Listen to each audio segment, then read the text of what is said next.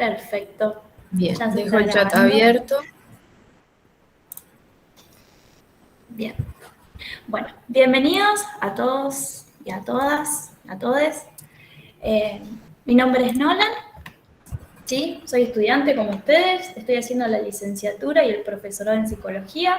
Estoy en el tercer año de la carrera y, bueno, también estoy con Karen. Karen está ahí, Karen también estamos en la misma con Karen. Compañera de Las dos. licenciatura, también del profesorado de IDEAT, así que en todas. Bien, en todos los trabajos juntas. Bueno, también estamos con Valentina, que ahora la vamos a presentar mejor para que la conozcan un poco mejor. Y bueno, la idea de esta charla, ¿sí? Como agrupación, digamos, había surgido, y siempre tratamos, digamos, de que sea el trabajo así, de ir generando distintos espacios que vayan sirviendo para todos, digamos, para todos los estudiantes, vayan sirviendo para ir actualizándose frente a las problemáticas que van surgiendo, ¿no? En lo que es la cuestión de la disciplina. ¿Qué quiere decir esto? Que nuestra idea por ahí siempre desde la excelencia académica, entendiendo la excelencia académica como la calidad, digamos, ¿no? La calidad académica, poder generar nuevos espacios que nos sirvan, además allá de las materias que cursamos, ¿no? Que sean espacios que nos sirvan de cara para poder hacer frente a las problemáticas de nuestra carrera, que encima es algo que siempre está todo el tiempo renovándose y surgiéndose, los tiempos siempre traen cada vez más nuevas problemáticas.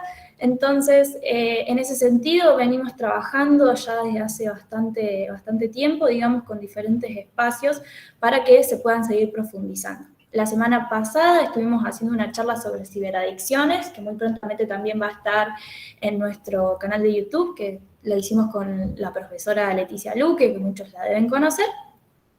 Así que bueno, la idea poder era, en esta charla que vamos a trabajar ahora, era poder, digamos, que se brinden herramientas, ¿sí?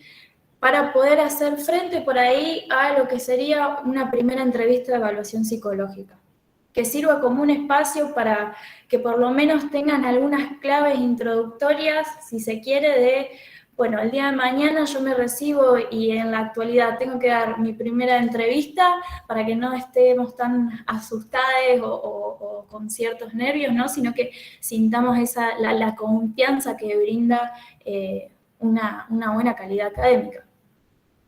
Ahí estaba también leyendo un poquito sobre los mensajes que habían mandado respecto a las cursadas mixtas y les quería, digamos, comentar que también desde la agrupación, digamos, hemos propuesto y estamos pensando, y ya lo hemos trabajado, lo que es algo que venimos trabajando todos los años, un modelo de cursada mixta. ¿Viste? Estaba viendo mucho esto de lo que era el tema de cómo sería, ¿no? Y la idea es que queremos que todos puedan seguir cursando, que todos sigan formando y permaneciendo en la trayectoria académica. Eso nos parece hiper importante, para nosotros es fundamental que todos puedan seguir participando en la trayectoria académica. Entonces planteamos un modelo que era mixto de cursada, que consistía o que va a consistir en teóricos virtuales para todos, pero que también puedas elegir entre distintas comisiones de práctico si vos querés cursar los prácticos de manera presencial o de manera virtual. Porque entendíamos que estaban muchos como en situaciones que ustedes nos comentaron, que tienen familiares a cargo, que no están en provincia de Córdoba o que no están en el país, digamos, directamente, o que también son trabajadores. Entonces la idea es que es fundamental que se pueda seguir trabajando en lo que es, digamos, la permanencia de todos y todas en la carrera, más allá de estos contextos medios anormales todavía en los que nos vamos encontrando. En ese sentido, nosotros también ya veníamos trabajando, ¿no? en lo que era en el protocolo de cursada virtual, cosa de y que es algo que vamos a seguir trabajando, cosa de que si eligen cursar los prácticos virtuales, que no haya situaciones por ahí que vulneren derechos, como ha ido, digamos, en estos años que hemos cursado en pandemia. Pero bueno, si cualquier cosa, cualquier duda que tengan, siempre nos pueden escribir a cualquiera de nosotros de la agrupación y estamos dispuestos a ayudar. No voy a seguir haciéndolo más largo, así que Karen, te dejo presentando a Valen, así podemos ir arrancando. Bien, gracias Nolita. Estamos acá, hoy nos acompaña la licenciada Valentina Raguero.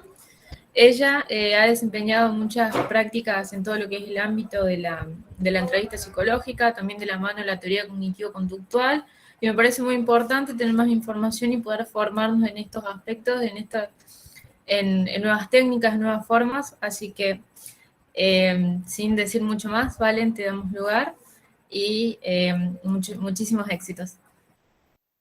Bueno, hola a todos, todas y todes. Digamos, la idea de hoy es darles un acercamiento a lo que es la primera entrevista de evaluación conductual. Esta primera entrevista de evaluación conductual se piensa desde la orientación cognitiva conductual, entonces se basa como en sus principios teóricos y en sus fundamentos teóricos.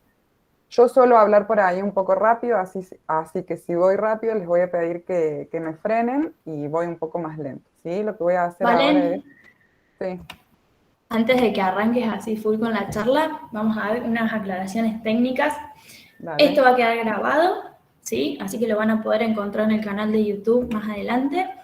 Vamos a ir dejando un poco más adelante, digamos, para que no se distraigan, un certificado un formulario de asistencia, ¿sí? Para que ustedes, con los que estén acá, completen y nosotros vayamos corroborando, ¿sí? La asistencia para la hora de hacer los certificados también. Y vamos al final, digamos, de la charla, vamos a hacer un pequeño espacio de preguntas donde ustedes pueden ir desactivando los micros y haciendo preguntas o contándonos qué es lo que piensan respecto a las cosas que vayamos hablando también. Y de igual manera también vamos a estar leyendo y moderando el chat, así que también pueden hacer preguntas por ahí y nosotros vamos a ir retomándolas más al final de la charla. Ahora sí, Valen, no abra más la boca y te dejo que sigas. Genial. Voy a compartir pantalla. Te voy a pedir, Noli, que me digas si se ve. ¿Se ve? Se ve perfecto. Bien. Bueno, lo que vamos a ver hoy es la primera entrevista de evaluación conductual. Antes de ver y de entrar en profundidad en qué es la entrevista, vamos a hablar un poquito de qué es la evaluación conductual. La evaluación conductual no es lo mismo que la evaluación psicológica. ¿Qué significa esto? Que la evaluación conductual es un tipo específico de evaluación psicológica, pero con algunas características que las distinguen con respecto a otros tipos de evaluación. Vamos a poner un ejemplo como para que sea más claro. Supongan que hay un psicólogo que trabaja en una empresa en el área de recursos humanos como reclutador de personal. Esa persona lo que va a hacer es algún tipo de evaluación psicológica. Y supongamos que tenemos otra psicóloga que trabaja en un juzgado como perito y lo que va a hacer es evaluar a los autores implicados en la causa. ¿Sí? El perito, el reclutador de personal y nosotros como terapeutas vamos a llevar a cabo una evaluación psicológica. ¿Qué es lo que diferencia estas evaluaciones? El objetivo final. En el caso del reclutador de personal, el objetivo final es evaluar el perfil del postulante para ver si ese perfil se ajusta o se adecua a lo que esa empresa busca para determinado puesto o para determinado perfil. El perito lo que va a hacer es evaluar el grado de daño psíquico, el grado de trauma psíquico producto de algún accidente, de algún robo o de alguna estafa. Lo que buscamos en la evaluación conductual es evaluar la conducta para luego poder modificarla. Entonces, lo que vamos a hacer es evaluar la conducta, esto es recopilar la mayor cantidad de datos que podamos para poder analizarlos y a partir de ahí poder diseñar un plan de modificación de conductas. ¿Sí? La evaluación conductual es un proceso. ¿Qué significa esto? Que lleva tiempo. La evaluación conductual de ninguna manera, o es casi imposible, poder hacerla en una sola sesión. Por lo general nos lleva de 3 a 5 sesiones más o menos, y si bien a lo largo de todo el tratamiento, o sea, desde que comienza hasta que termina, nosotros evaluamos al paciente, las sesiones de evaluación propiamente dichas son estas primeras, ¿sí? Que nos van a servir para poder diseñar el plan de tratamiento o el plan de modificación de conducta, ¿sí?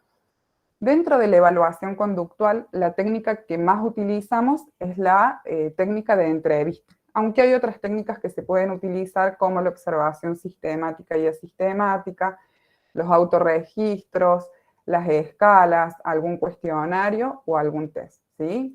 Que esto no lo vamos a ver hoy porque nos vamos a abocar, como ya dijimos, a la entrevista. La evaluación conductual como proceso tiene 4 fases o 4 pasos principales. Lo que vamos a hacer es hacer un análisis topográfico o descriptivo de la conducta problema, un análisis funcional de la conducta problema. ¿Sí? Lo que vamos a hacer luego es a formular objetivos. ¿Sí? De ninguna manera nosotros a nuestros pacientes les vamos a imponer los objetivos del tratamiento, sino que estos objetivos se construyen en conjunto.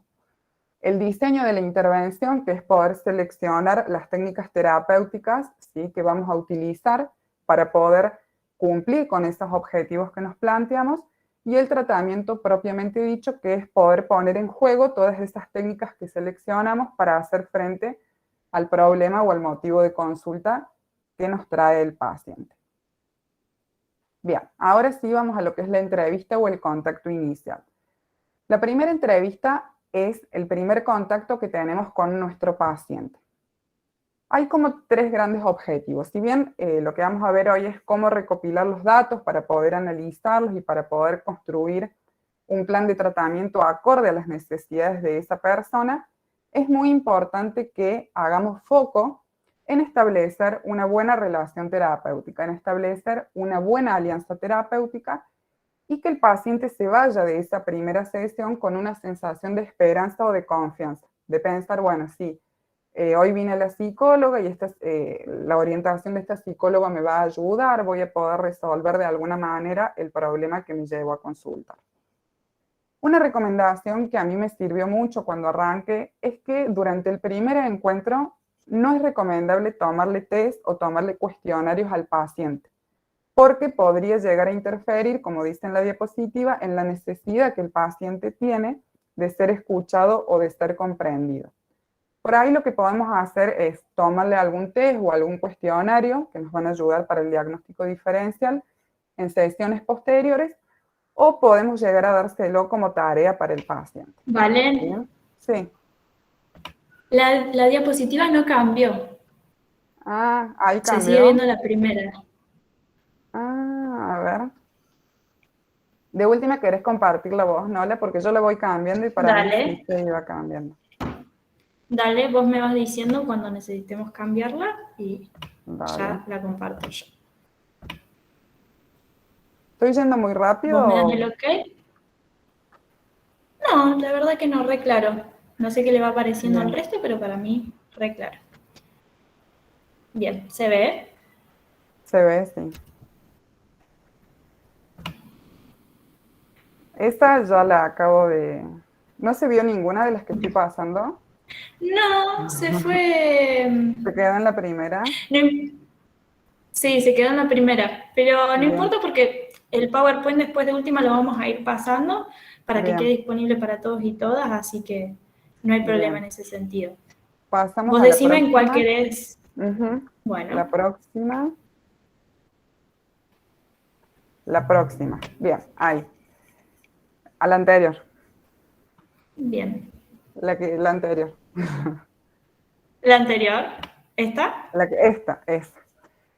Muchas Perfecto. veces lo que solemos pensar es que la entrevista conductual empieza con esta pregunta crítica, y que es la que a todos los psicólogos nos gusta hacer, que es preguntarle al paciente qué es lo que lo trae por acá, o por qué decidió comenzar, o por qué quiere comenzar terapia.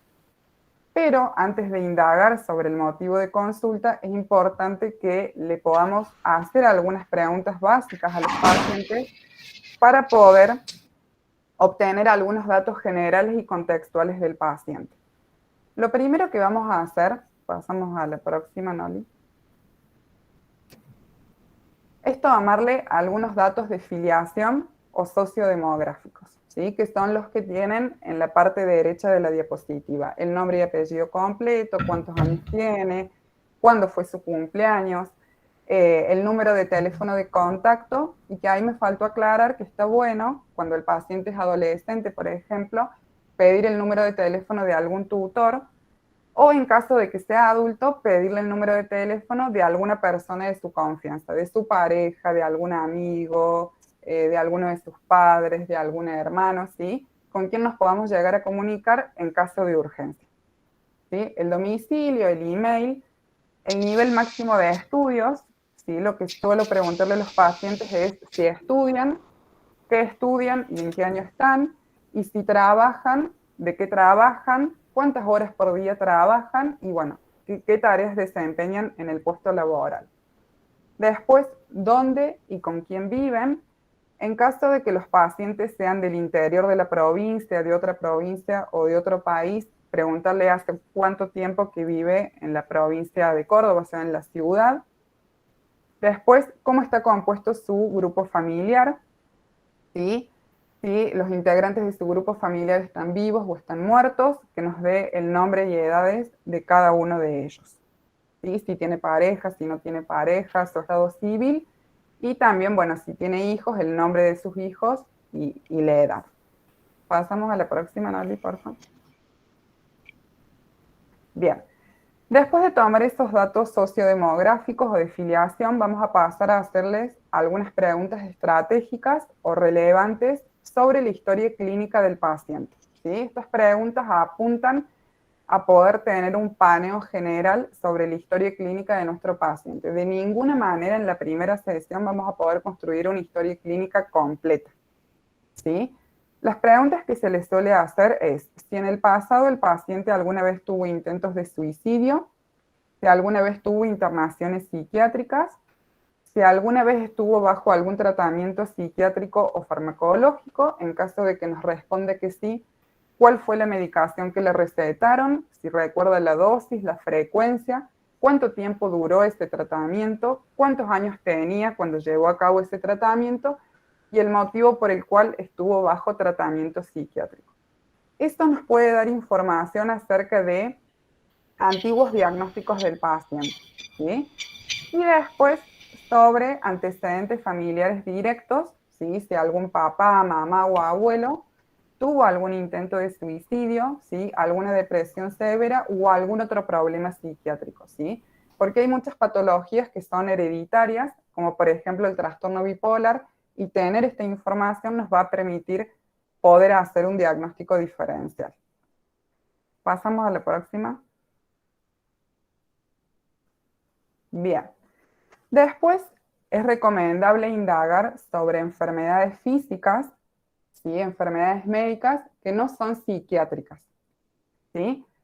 Para ver si el paciente tiene alguna enfermedad física que pudiese llegar a estar afectando el estado psicológico de nuestro paciente o si hay problemas psicológicos que son efectos de enfermedades físicas. Por ejemplo, puede ser que a nuestro consultorio alguna vez llegue un paciente que tiene problemas cardiovasculares y consulta por episodios o situaciones de impotencia sexual. En este caso es probable que tengamos que hacer una interconsulta con el médico clínico tratante o con el cardiólogo que lo está tratando para poder hacer un tratamiento sexual en conjunto, ¿sí? La idea es que el paciente, le vamos a preguntar cuándo fue la última vez que se hizo un chequeo médico, ¿sí? En caso de que en el último año no se haya hecho un chequeo médico, recomendarle que se lo haga. Si tiene alguna enfermedad física que considere relevante, como hipo o hipertiroidismo, diabetes, HIV, alguna enfermedad que el paciente considere relevante y que hoy pudiese explicar parte de la conducta o problema o de los motivos que lo traen a consultar. Indagar sobre el consumo de medicamentos, ¿sí? O de psicofármacos, ¿sí? Si consume algún medicamento o algún psicofármaco, esto incluye alcohol, algún tipo de droga como cocaína, marihuana, éxtasis, ¿sí? O algún psicofármaco.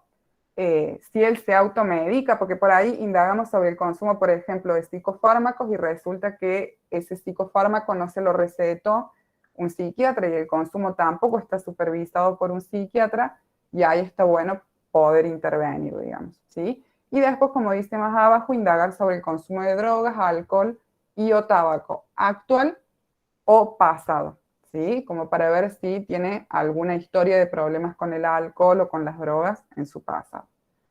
Pasamos a la próxima análisis. Bien.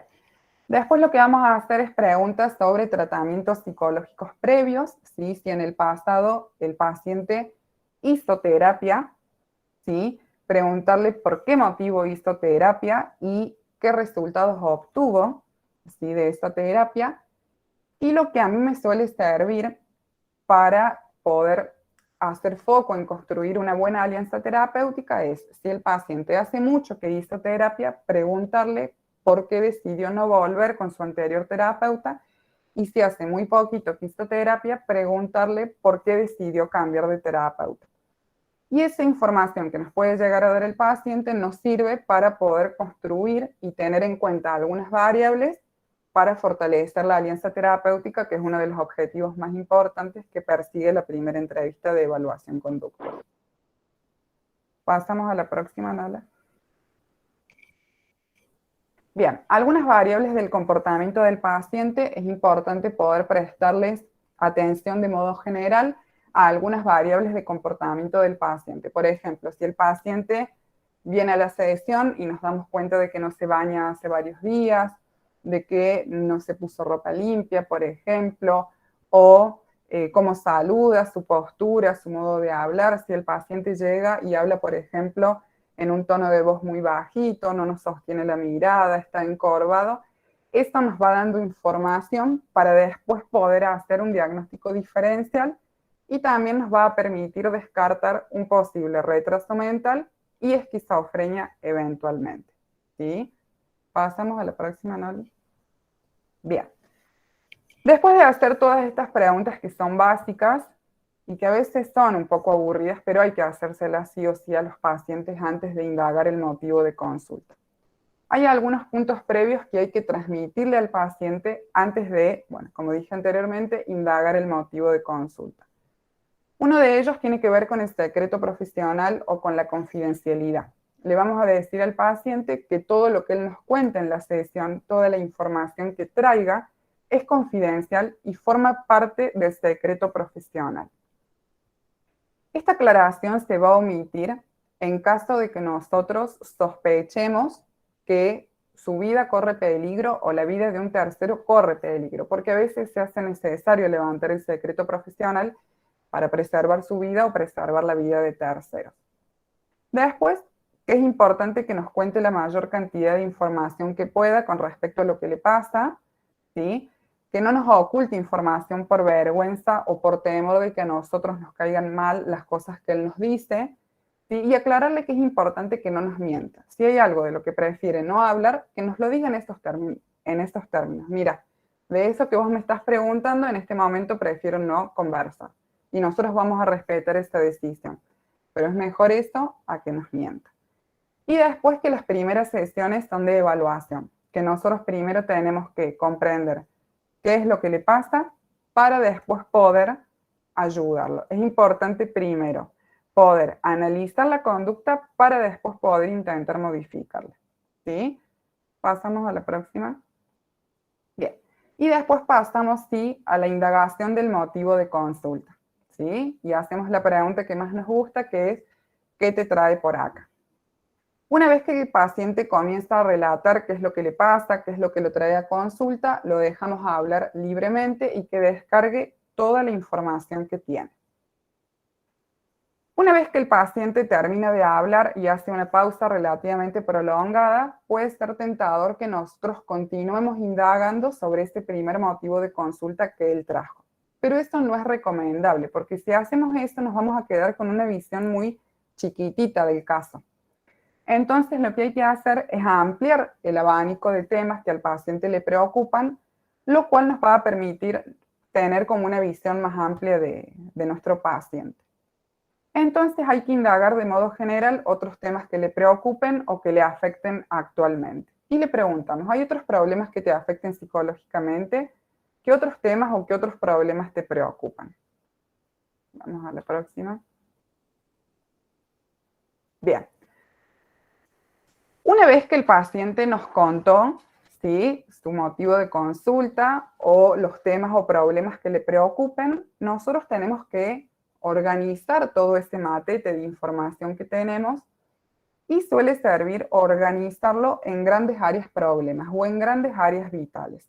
Por ejemplo, los problemas que el paciente tiene en sus relaciones interpersonales, con sus hermanos, con su pareja, con sus amigos, ¿sí? Si tiene problemas en su trabajo, problemas físicos, problemas vinculados a su salud mental.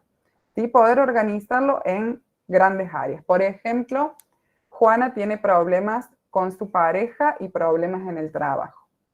Una vez que especifiquemos estas áreas problemas en las cuales el paciente tiene sus dificultades, vamos a especificar cuál es la conducta problema dentro de esa área problema. Por ejemplo, si un paciente podemos identificar que tiene problemas en sus relaciones de pareja, la conducta problema específica podría ser el manejo inadecuado del enojo cuando conversa con sus parejas sobre sus diferencias, sobre las cosas en las que no están de acuerdo, como por ejemplo podría ser el manejo del dinero. Por ahí, para que se entienda, otra conducta problema dentro de la misma área podría ser que no están teniendo buen sexo, por ejemplo, o ¿qué otro problema podrían tener? O que no comparten tiempo de calidad, ¿no? Porque una de las parejas se la pasa estudiando y uno reclama mayor calidad en los vínculos o en las cosas que hacemos, y ahí está habiendo problemas. Una vez que determinamos específicamente cuál es la conducta problema, que esta es la conducta blanco, o sea, la conducta a la que vamos a atacar con el tratamiento, vamos a definir la conducta meta a alcanzar con el tratamiento, ¿sí? Que es que pueda, por ejemplo, discutir sin gritarle, sin agredirlo físicamente, entre otros aspectos, ¿sí? Pasamos a la próxima, Noli. Bien. ¿Pero qué hace que una conducta sea un problema? ¿Una conducta es un problema porque yo lo digo? No. Hay ciertos criterios que hay que tener en cuenta para definir cuándo una conducta es un problema o no. Las conductas van a ser problemáticas en cuanto no coinciden, digamos, con el contexto que rodea al paciente. Por ejemplo, si yo les preguntara si bailar es una conducta problema, ustedes probablemente me dirían que no. Pero si yo ahora me subiese al escritorio y me pusiese a bailar, esa conducta en este contexto sí es un problema porque no coincide con lo que en este contexto se espera de mí. Pero si yo me pusiese a bailar en un boliche o en un bar, esa conducta sí estaría en concordancia con lo que el contexto espera de mí. Las conductas pueden ser problema porque se presentan por exceso, ¿sí? O sea, están en mi repertorio comportamental, pero las hago de más, por así decir, o por déficit. No están en mi repertorio conductual. Ejemplos de conducta por exceso podría ser fumar en exceso, un paciente depresivo permanece, por ejemplo, mucho tiempo en la cama, un paciente con adicción al juego, por ejemplo, o procrastinador, juega en internet durante muchas horas, gasta compulsivamente, se automedica, etc. Por déficit puede ser evitar ir a reuniones sociales, no viajar en colectivos, dejar de ir a trabajar, dejar de juntarme con mis amigos, dejar de hacer cosas que me gustan, ¿sí? Pasamos a la próxima. Bien, si el paciente a la sesión nos trae varios temas o problemas que le afecten, es importante que tengamos en cuenta algunos criterios, ¿sí? Porque no podemos evaluar y tratar todos al mismo tiempo y además no todos son igual de importantes, ¿sí? Entonces, para esto vamos a tener algunos criterios. Estos criterios son estos 4 que aparecen en la pantalla: el criterio de gravedad, que es el más importante, ¿sí? Nosotros vamos a seleccionar aquel problema que reporte mayor gravedad, tanto para el paciente como para terceros, ¿sí? El criterio de causalidad, que a veces un problema es efecto de otro. Entonces vamos a seleccionar aquel problema o tema que incrementa la aparición o mantiene otra conducta problema, el motivacional, que lo vamos a seleccionar en función de qué problema le interesa más al paciente trabajar, que por lo general es el problema que primero nos contó el paciente cuando le preguntamos qué es lo que lo trae por acá. Y el de simplicidad, que es el que se soluciona más rápido. Entonces, cuando un problema no se destaca por su gravedad, no es efecto de otro problema, y al paciente le da igual con qué problema empezar a trabajar, está bueno elegir el criterio de simplicidad porque tiene varios beneficios. Uno de los beneficios es que si nosotros podemos resolver un problema de forma rápida, lo que va a hacer es que el paciente se sienta más confiado o con más expectativas de esperanza con respecto a lo que vamos a seguir haciendo y trabajando. Ahora les voy a hacer participar un poquito. No, volvemos al anterior. Bien. Imagínense que al consultorio llega un paciente, ¿sí?, que nos cuenta que tiene sentimientos marcados de tristeza y que piensa que no le gusta vivir así, que mejor no vivir así. Después nos cuenta que durante las últimas semanas le ha costado un poco conciliar el sueño y cuando lo logra se despierta muchas veces durante la noche. Entonces, si hace un promedio, por noche no duerme más de 3-4 horas. Además nos cuenta que está gastando mucho, ¿sí?, y que esto le está trayendo algunos problemas económicos no tan importantes, y por otro lado, que quiere verse más con los amigos. Todos estos problemas, como dijimos, no los podemos trabajar todos juntos al mismo tiempo porque el tratamiento sería un tanto desordenado.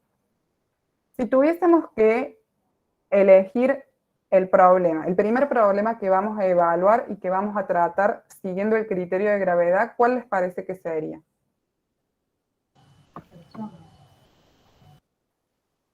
El sentimiento ¿Cómo? de tristeza. El sueño, capaz. El sentimiento de tristeza, está bien. ¿Por qué? Porque el paciente además dijo que no le gusta su vida, ¿sí?, que mejor no vivirá. Entonces puede llegar a haber una probabilidad de que en un futuro intente suicidarse, ¿no? Entonces ese es el problema que reporta mayor gravedad en este caso para el paciente. Por eso se comenzaría trabajando con este problema. Después, ¿con cuál continuarían trabajando? El sueño, dice ahí Agostina. Bien, ¿por qué crees que el sueño?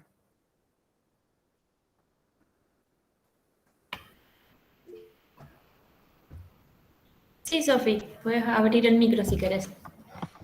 Yo creo que el sueño, porque como que al estar bien descansado, capaz que se te hace más fácil ver a tus amigos, por ejemplo, tener más ánimos para juntarte con alguien, era otro problema, o como que capaz te sentís bien vos si estás bien descansado. En cambio, si estás mal descansado, capaz no tenés ánimos o te quedas en la cama. Bien, perfecto. Creo que también suma los pensamientos intrusivos, en el sentido de que al estar desvelado puede haber como muchísimos más pensamientos también con tendencia suicida en un caso extremo. Bien, perfecto. Además, por ejemplo, si esta paciente, además de decirnos que está teniendo dificultades para conciliar el sueño, nos cuenta que está como un poco agresiva, se enoja de la nada. ¿Qué les parece, por ejemplo, si nos contara estos dos problemas? ¿Cuál de esos dos trabajarían primero, por ejemplo? Yo creo que ambas también, por ahí se puede hacer una consulta interdisciplinar para ver si tiene algún trastorno o patología, digamos.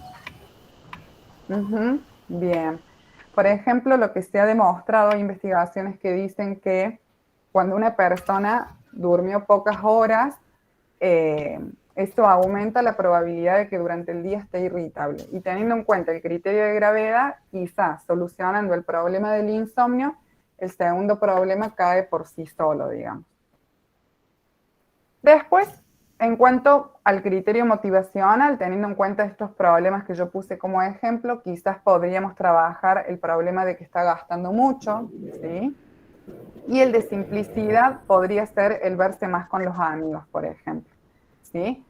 Si bien estos criterios están en este orden y a nosotros nos sirven para organizar nuestro trabajo, esto siempre se acuerda con el paciente. De ninguna manera yo al paciente le voy a imponer y le voy a decir, bueno, primero vamos a trabajar con tu tristeza, después con tu insomnio y por eso tus niveles de irritabilidad van a disminuir.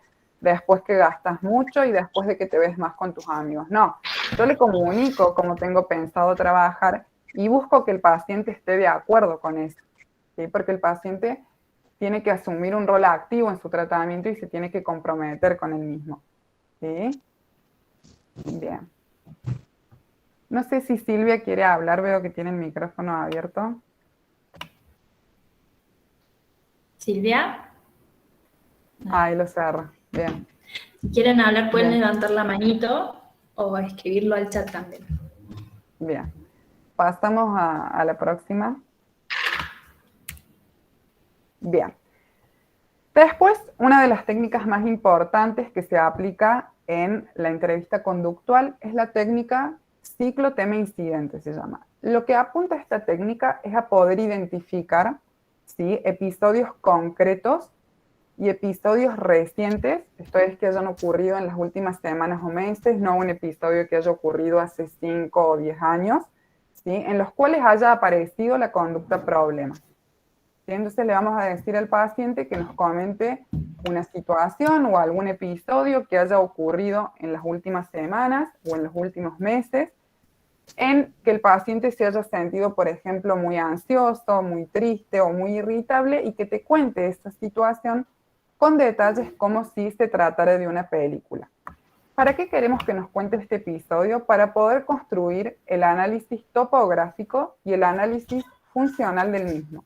Porque el análisis topográfico y el análisis funcional se construye para cada episodio en particular.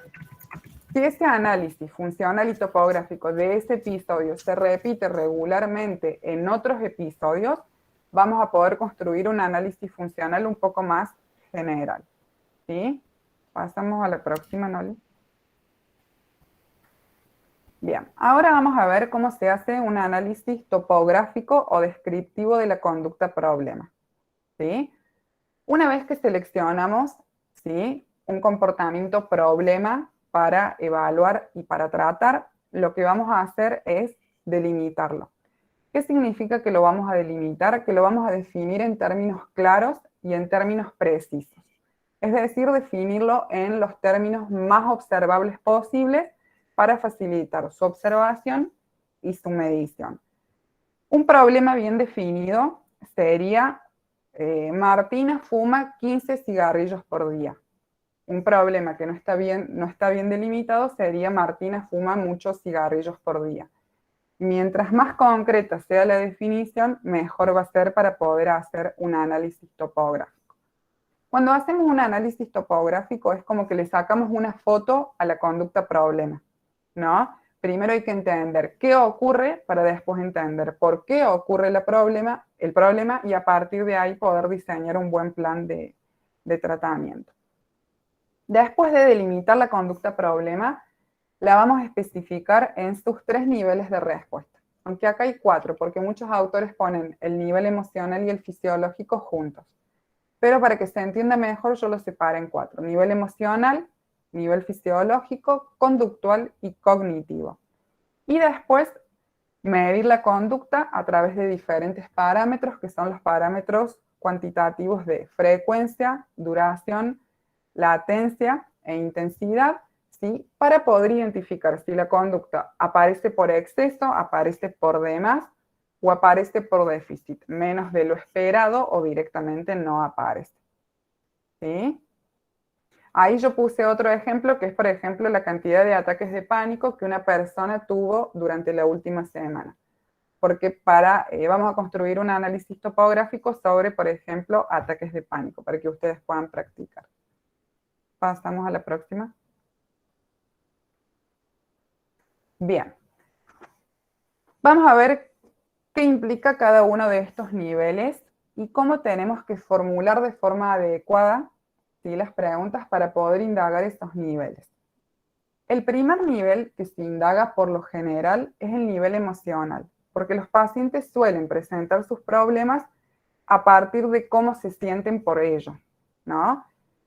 El nivel emocional son los sentimientos que experimenta el paciente en una situación determinada.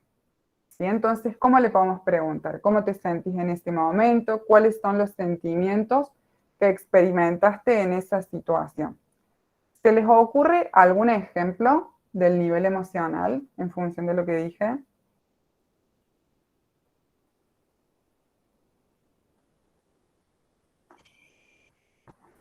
Es muy extremo, pero que se sienta vacío, por ejemplo. Sí, la sensación de vacío es una emoción. Por ahí está bueno poder intentar operacionalizar. Bueno, ¿a qué hace referencia cuando el paciente dice que está experimentando una sensación de vacío? Pero está bien, es como tener nosotros claro a qué hace referencia cuando dice eso. Pero está perfecto el ejemplo. ¿Algún otro ejemplo se les ocurre? Sensación de incomodidad. Ujú. ¿Qué más? ¿Algún otro? Puede ser que se sienta ansioso. Ujú. Ansioso. Bien. Entonces, la sensación de Cuando, vacío. Sí, perdón. sí, no, perdón, cuando por ejemplo pasan muchos momentos de almuerzos, cenas, almuerzos que no ha probado su alimento. ¿Puede ser Bien. eso? Esto Situaciones tiene, concretas. bien, esto tiene que ver más con el nivel motor, por ejemplo. ¿Qué es lo que hace o deja de hacer el paciente o qué es lo que dice o deja de decir el paciente? Pero bueno, en realidad todos estos niveles están interconectados. Nosotros los separamos a los fines de poder entender mejor la conducta problema. Pero nunca cuando una persona lleva a cabo la conducta problema, como que se separan tan claros o se pueden delimitar bien las diferencias. Esto nos sirve a nosotros para poder planificar un mejor tratamiento, pero siempre están como entremezclados, ¿sí? Entonces, un ejemplo de nivel emocional sería, por ejemplo, la ansiedad, la tristeza, la ira, el enojo, la irritabilidad, la sensación de vacío, la culpa, la vergüenza, ¿sí? Toda la gama de emociones que pueden experimentar los seres humanos. Después el nivel motor, que es esto, el ejemplo que dio Silvia, por ejemplo, se refiere a lo que el paciente hace o deja de hacer, o dice o deja de decir en esta situación, en este instante específico. La forma de preguntarlo es, ¿qué hiciste o dejaste de hacer en este momento? ¿Qué dijiste o dejaste de decir en este momento? Además del ejemplo que dio Silvia, ¿se les ocurre algún otro ejemplo para el nivel motor?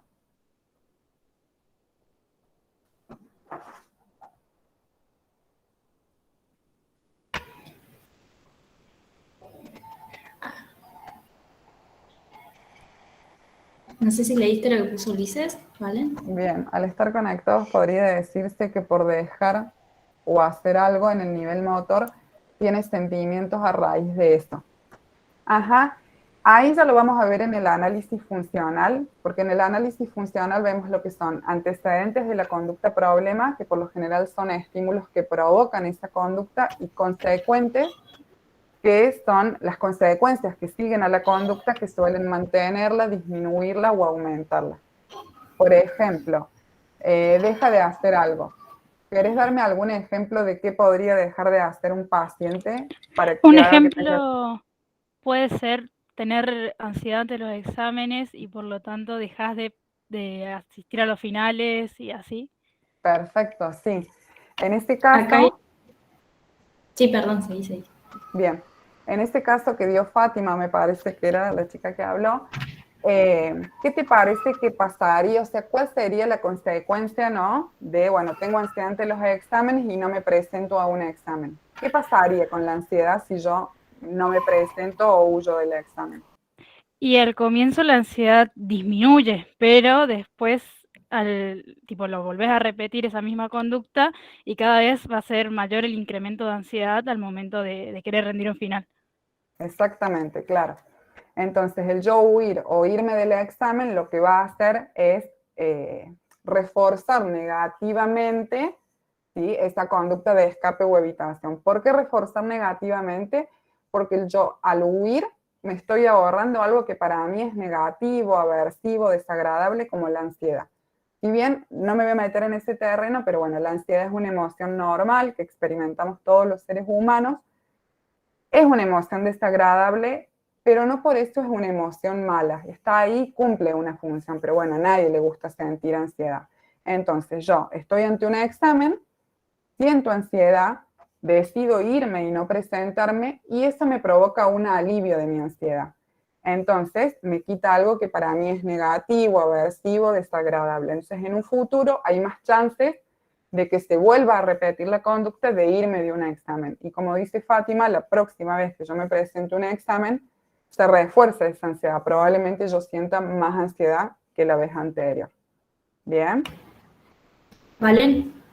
Sí. Acá hay algunas respuestas en el chat también, otros ejemplos, Ujú. que es, por ejemplo, pregunta también Ulises, después de esa pregunta que te hizo, por ejemplo, dejar de salir de casa, de ver amigos o solo quedarse en casa, en la cama por el día. Y Adriele pregunta también si las autolesiones pueden ser a nivel motor, digamos, pueden entrar lo que es el nivel motor. Sí, las autolesiones podrían ser ejemplos del nivel motor porque es lo que hace el paciente, quizás, por ejemplo, a raíz de sentirse triste o desesperanzado o con sentimientos de vacío. Ahí estoy leyendo los ejemplos que dio Ulises de dejar de salir de casa, de ver a amigos o solo quedarse en la cama por el día. Por lo general, uno cuando está depresivo tiende a llevar a cabo estas conductas, pero lo que hacen estas conductas es a su vez reforzar esa sensación de tristeza, entonces se genera un círculo vicioso. Y lo que yo tengo que hacer ahí es intervenir para poder romper ese círculo vicioso. Lo que se suele usar lo nombro así como de manera muy amplia, si después quieren profundizar, no tengo drama de que me escriban al mail o a mi Instagram y les paso más bibliografía. En estos casos lo que se puede hacer es utilizar una técnica de activación conductual. Lo que se hace es explicarle al paciente que el cambio viene de afuera hacia adentro. Yo tengo que empezar a hacer para mejorar mi estado de ánimo. Yo no puedo esperar a sentirme bien, a no sentirme triste para empezar a hacer cosas, ¿no? Tengo que empezar a activarme conductualmente de a poquito y eso va a impactar y va a mejorar considerablemente mi estado de ánimo. ¿Se entendió, Ulises, o me enredé y me fui para otro lado? Eso también genera justamente una memoria asociativa ya con un sentimiento distinto. Uh-huh. Bien, ¿a qué haces referencia con eso, Karen? Ejemplo, el de los exámenes que estaban diciendo. Uh-huh. Si yo voy a rendir, lo asocio necesariamente con la ansiedad. Si yo modifico ese ciclo, o sea, si hago otra cosa, después ya lo asocio con otro sentimiento. Por ejemplo, me quedé, superé la ansiedad y aprobé el examen. Entonces después ya lo asocio con que voy a rendir y voy a aprobar. Bien, uh-huh. Eso también tiene que ver un poco con el condicionamiento clásico, ¿no? Porque estas ansiedades o estos miedos se condicionan de forma clásica. Pero bueno, eso da para otra charla, pero está muy bien lo que dijiste, digamos. Bien, ¿alguna otra duda con respecto a esto o pasamos a la próxima diapositiva?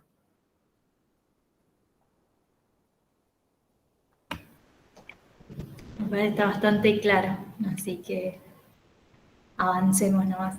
Dale. Bien. Después tenemos el nivel fisiológico, que se refiere a las sensaciones físicas, corporales o somáticos que experimenta el paciente en una situación determinada. Y que esas sensaciones no necesariamente son efecto o producto de una enfermedad orgánica. ¿Cómo le preguntamos al paciente de forma adecuada para indagar este nivel? Es qué es lo que sintió en su cuerpo en ese momento, qué sensaciones corporales experimentó. Si usamos el ejemplo que dio la compañera de ansiedad ante los exámenes, ¿cuáles se les ocurre que son las sensaciones corporales que podría experimentar un consultante que padece de esta problemática? Palpitaciones, falta de aire, Muy bien. ¿qué más? Presión en el pecho. También, no, claro, respiración irregular, como dice la compañera. Uh-huh. Bien, perfecto. Sí, también puede llegar a aparecer un nudo en el estómago, un poco de malestar gástrico, por ejemplo, temblores, o suelen aparecer parestesias, que son esta sensación de hormigueo en las extremidades. Por ejemplo, también lo que suele aparecer en personas que padecen de ansiedad ante los exámenes es sequedad en la boca. Empiezan por ahí, producto de la sequedad en la boca, a tartamudear. ¿Qué más puede aparecer que se me ocurre en este momento? Bueno, taquicardia, palpitaciones, sudoración, suelen sudarle mucho las manos a estos pacientes, pero están geniales los ejemplos. Y después, el nivel cognitivo, que son los pensamientos o imágenes mentales que experimentó el paciente en esta situación, ¿sí? Lo que vamos a hacer es preguntarle al paciente qué es lo que se le vino a la cabeza o qué es lo que se le vino a la mente en este momento, ¿sí? ¿Qué fue lo que pensó? Si se le vino alguna imagen a la mente, ¿sí? ¿Qué pensaba que podía pasar? ¿Sí? Y algo más. Muchas veces preguntamos algo más para que el paciente nos pueda seguir diciendo pensamientos. ¿Qué se les ocurre que, usando el mismo ejemplo de la ansiedad ante los exámenes, podría pensar un paciente que tiene ansiedad ante los exámenes? Que le va a ir mal en el examen. Muy bien. ¿Alguno más se les ocurre?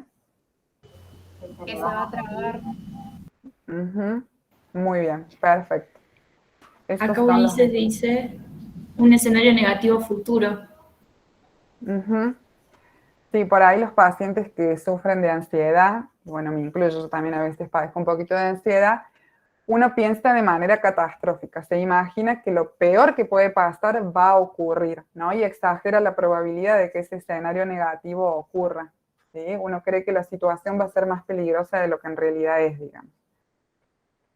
Y un tip que le puede servir a ustedes es que en estas preguntas que realizamos para indagar cada nivel de respuesta debe incluirse la conducta problema. Bueno, ¿qué es lo que vos pensás cuando experimentas ansiedad ante los exámenes? ¿Sí? ¿Qué es lo que se te cruzó por la cabeza en este momento en el que vos te presentaste a rendir y decidiste irte, supónete, ¿no? Como para poder ir conectando de esa manera. Pasamos al próximo, Noli. Bien, y después lo que vamos a indagar son los parámetros cuantitativos, ¿sí? Los parámetros cuantitativos es la frecuencia, que por lo general la frecuencia es un parámetro que se tiene en cuenta para evaluar el nivel motor, ¿sí? Que tiene que ver con la cantidad de veces que la conducta ocurre en un periodo de tiempo determinado. Por ejemplo, ¿cuántos cigarrillos fuma una persona por día? Por ejemplo, en el ejemplo este de la ansiedad ante los exámenes, ¿cuántos exámenes viene postergando el paciente y no se ha presentado? ¿Cuántos ataques de pánico tuvo en esta semana? ¿Sí? La intensidad es otro de los parámetros que se suele utilizar para evaluar el nivel emocional, ¿sí? Que tiene que ver con cuánto siente de ansiedad, por ejemplo, o de determinada emoción en este momento en una escala subjetiva entre 0 y 100. Supongamos que cuando estamos evaluando el nivel emocional le preguntamos, bueno, ¿cómo te sentiste en este momento? El paciente nos responde, y me sentí muy ansioso. Ahí para evaluar la intensidad lo que vamos a preguntarle es, si tuvieras que ponerle un puntaje a esa ansiedad, entre 0 y 100, donde 0 representa nada de ansiedad y 100 lo más ansioso que te sentiste, ¿qué puntaje le pondrías? ¿Sí? Para que el paciente aprenda también a puntuar el nivel de intensidad de sus emociones. La duración, sí, que es medir simplemente cuánto tiempo ocurre la conducta, durante cuánto tiempo ocurre la conducta. Supongamos que un paciente, bueno, le cuesta un poco manejar o tolerar los tiempos de espera y que estaba haciendo la fila para ingresar a un banco, bueno, ¿cuánto tiempo pudo permanecer en la fila sin irse? O un paciente que sufre de ansiedad social, ¿cuánto tiempo pudo estar en la reunión sin salir de la reunión, tomarse un taxi y volverse a su casa? ¿Sí? Y la latencia es el tiempo que pasa desde que aparece el estímulo hasta que aparece la conducta. Supongamos un paciente que tiene ansiedad para manejar, ¿no? Tiene ansiedad para manejar en espacios con mucho tránsito. Desde que aparece el estímulo, que es el tránsito intenso, hasta que aparece la respuesta de ansiedad, ¿cuánto tiempo pasa? A mayor intensidad de la emoción, menor es el tiempo de latencia. O sea, si yo me siento muy ansioso, probablemente entre el estímulo y esa respuesta va a haber muy poquito tiempo. ¿Sí? Bien. Pasamos al próximo ahora, Noli. Bien, ahora me gustaría que entre todos podamos construir este ejemplo de análisis topográfico de una conducta problema. Lo podemos hacer con una crisis de pánico o lo podemos hacer, por ejemplo, con la ansiedad ante los exámenes, como ustedes quieran. Ustedes eligen con qué conducta problema trabajar e intentamos construirlo entre todos. ¿Qué les parece? Con los ataques de pánico. Bien. ¿Quién da Está más? buena eso. Pueden poner en el chat también, pueden usar el micro.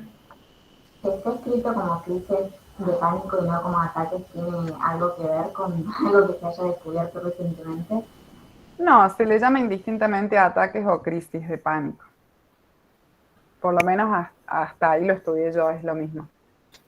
Florencia dice crisis de pánico. Bueno, vamos con crisis, ataque de pánico.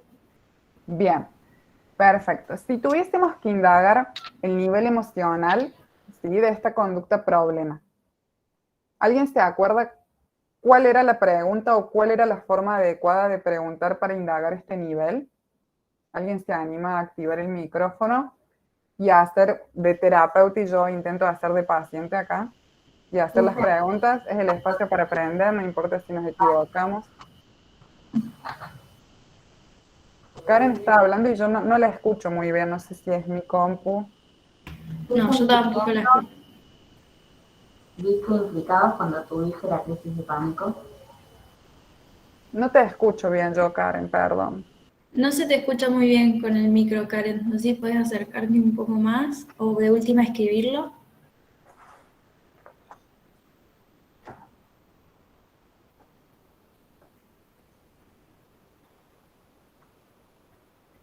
A ver.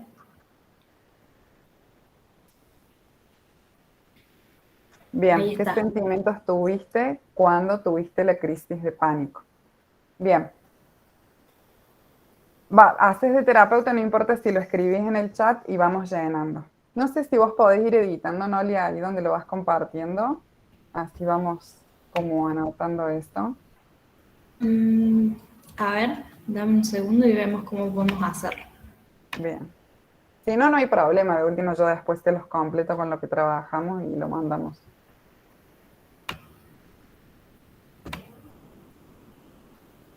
Bien. Ahí está. Bien. Entonces, ¿qué sentimientos tuviste cuando tuviste la crisis de pánico? Quizás acá es un poquito redundante, pero bueno, experimenté como mucho pánico. Me sentí muy ansiosa cuando estaba ante la profesora por rendir psicopata, suponete. Vamos a poner de ejemplo eso. ¿Qué pondríamos o qué anotaríamos en el nivel emocional entonces?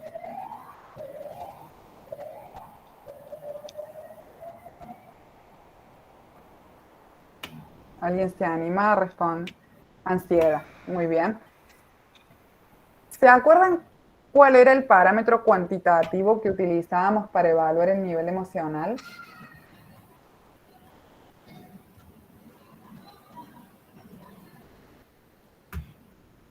Bien, intensidad.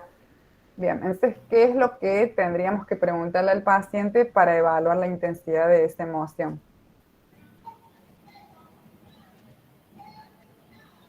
Bien, del 1 al 10, ¿cuánta ansiedad sentiste? Por ahí, cuando le damos la escala de 0 a 100 a algunos pacientes, al ser tan amplia esta escala, le cuesta ponerle un puntaje, por ahí la podemos achicar a 0 o 10, o que nos diga si esa ansiedad fue moderada, no, baja, moderada o severa, por ejemplo. Y hay porque por ahí a algunos pacientes ponerle un puntaje les cuesta un poco, pero por ahí cuando hacemos que clasifiquen la intensidad de la emoción en baja, moderada y severa o muy alta, les es un poquito más fácil. Vamos a decir 70% de ansiedad, suponete. Bien. Si vos querés ir, Noli, anotando ahí al lado de Sí. nivel emocional, ansiedad, sí se puede, si no yo después lo edito, no hay problema. Creo que se debería poder. Si no, no hay drama, después lo anoto yo, no hay drama.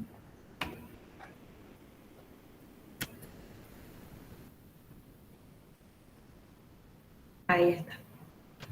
Bien, ansiedad y 70% de ansiedad. Bien. ¿Qué preguntas tendría que hacer o cómo podría formular las preguntas de forma adecuada para indagar el nivel fisiológico o somático?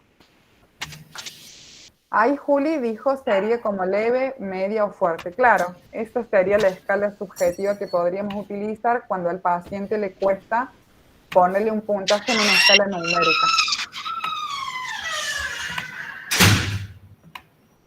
Bien, entonces, ¿cómo ponemos en el cuadrito? Ansiedad. Bien, ansiedad, y por lo menos cuando yo tomo nota en las sesiones, entre paréntesis pongo el puntaje 70% y lo cierro. Que este es, digamos, el nivel de ansiedad que el paciente experimentó en esta situación, digamos. Estábamos haciendo crisis de pánico y yo me fui ansiedad ante los exámenes. Pero bueno, cuando tuve la crisis de pánico, experimenté una ansiedad de 70, pone. Nivel fisiológico. ¿Qué experimentaste en tu cuerpo cuando tuviste la crisis? Bien, lo que yo experimenté en mi cuerpo es que el corazón me empezó a latir a 2000 por hora, empecé a sentir que me faltaba el aire, ¿sí? Empecé a sentir que no podía respirar y me empezó a doler la panza. Entonces ahí podemos anotar. Está buena esta pregunta de Juli. ¿Cómo se vio reflejado tu cuerpo frente a esta crisis de ansiedad? Está genial la pregunta. Entonces anotamos estos síntomas fisiológicos tal cual los describe el paciente. Después, el nivel motor, que es qué fue lo que hizo o dejó de hacer el paciente, qué fue lo que dijo o no dijo el paciente en ese momento. Vamos a suponer que la crisis de pánico me dio mientras estaba viajando en colectivo. Me levanté y me fui al final del pasillo, toqué el timbre y me bajé. Eso fue lo que hice cuando experimenté esta crisis de pánico. ¿Y el nivel cognitivo cómo se preguntaba? ¿Alguien se acuerda?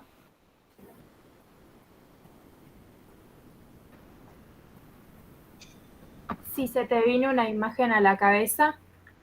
Bien, claro, porque los pensamientos, y nosotros les llamamos pensamientos automáticos negativos, pueden aparecer en forma verbal, ¿sí? Es decir, como frases que nos decimos a nosotros mismos, o en forma de imágenes.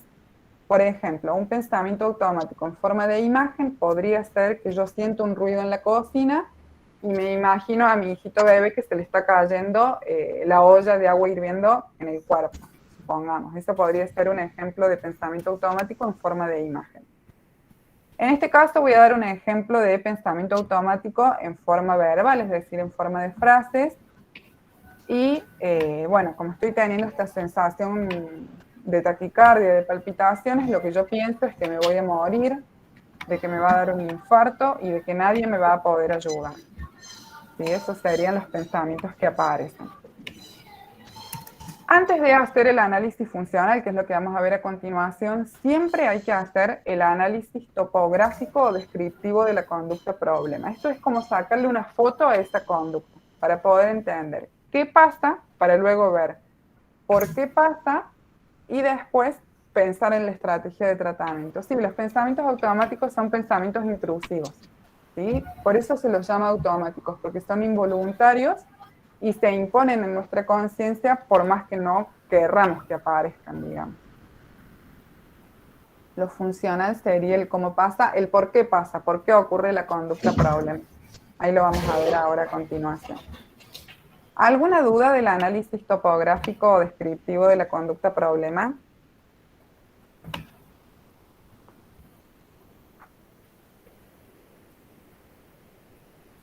Bien, perfecto.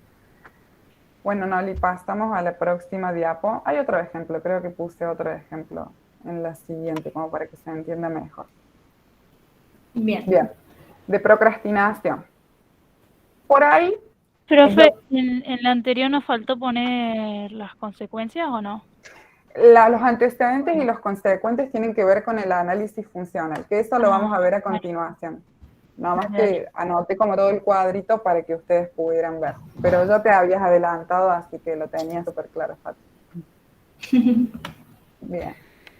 Este ejemplo es algo que a mí me suele suceder y muchos pacientes suelen consultar porque procrastinan, postergan, patean la ejecución de trámites que son importantes, ¿sí? En el nivel emocional es ansiedad, ¿sí? El nivel fisiológico, un nudo en el estómago o malestar estomacal. En el nivel motor me pongo a ver una serie y al final no estudio. En el nivel cognitivo, lo que anoté fue, es mucho lo que tengo que estudiar, no voy a llegar, porque dejé todo para último momento, ¿sí? Pero este ejemplo y el otro se van a entender mejor cuando podamos ver el análisis funcional de la conducta problema. ¿Querés pasar al próximo, Noli? Sí. Bien. El análisis funcional o análisis ABC de la conducta problema, ¿sí? Lo que busca es explicar por qué ocurre la conducta problema y detectar las variables que provocan, que causan o que originan la conducta problema y las variables que la mantienen, ¿sí? O la aumentan o la disminuyen, ¿sí? Esto es, identificar las variables de las cuales la conducta es función. La relación que existe entre los estímulos antecedentes, porque los antecedentes son estímulos, ¿sí? Y las respuestas, tanto emocionales como fisiológicas, se explica mejor por el paradigma del condicionamiento clásico. Y la relación entre las respuestas motoras y las consecuencias que siguen a las mismas es mejor explicada por el paradigma del condicionamiento operante o instrumental, ¿sí? Ahora vamos a ver de qué hablamos cuando hablamos de antecedentes y de qué hablamos cuando hablamos de consecuencias. Pasamos a la próxima, Noli. Bien. Tanto los antecedentes como los consecuentes pueden ser externos como internos. Los antecedentes son estímulos que anteceden de modo previo e inmediato la aparición de la conducta problema. Están justo antes, ¿no? Y estos antecedentes o estos estímulos provocan una respuesta emocional o fisiológica en ese instante.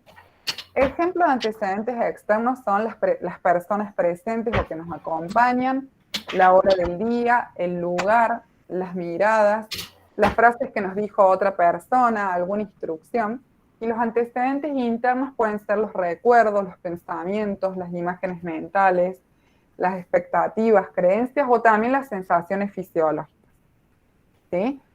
Nosotros, para indagar los antecedentes, ¿sí? La forma adecuada de formular las preguntas y poder identificar los antecedentes, al hacer las preguntas tenemos que conectar el nivel emocional de la conducta problema, esto es ansiedad, ira, frustración, culpa, vergüenza, con los estímulos contextuales externos y con los pensamientos o imágenes mentales que pueden llegar a gatillar la emoción. Pasemos a la próxima. Bien, ¿cómo construimos estas preguntas? Habíamos dicho que lo que íbamos a conectar era el nivel emocional de la conducta problema con los estímulos antecedentes que pueden llegar a gatillar esa emoción, que pueden ser rígidos externos o internos. Ejemplos de preguntas para indagar antecedentes externos es, por ejemplo, ¿qué viste o escuchaste inmediatamente antes de sentir ansiedad? Entonces acá ven que conectamos el nivel emocional, que es el sentir ansiedad, o sea, de la conducta problema, con los estímulos contextuales externos, que están antes. ¿Qué vio o qué escuchó la persona antes de sentirse ansioso? ¿En qué lugar estaba cuando empezó a sentirse ansioso? ¿Qué fue lo que te dijo X persona, tu pareja, tu amigo, el profesor, que te provocó ansiedad? ¿Qué hora del día era cuando te sentías ansiosa? Y los antecedentes internos son los pensamientos que pasaron por la mente justo antes de sentirte ansioso, qué recordaste justo antes de sentirte ansioso, por qué motivo te sentías ansioso. Ya vamos a ver con un ejemplo y va a quedar más claro. Pasamos a la próxima. Bien, y los consecuentes son las consecuencias que siguen a la conducta problema y que pueden incrementarla, disminuirla o mantenerla, ¿sí?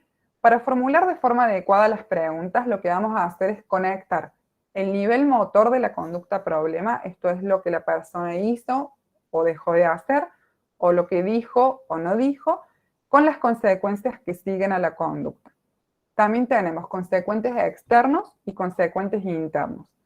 Los externos son las situaciones que pueden llegar a ocurrir en el ambiente externo después de que emitimos una conducta.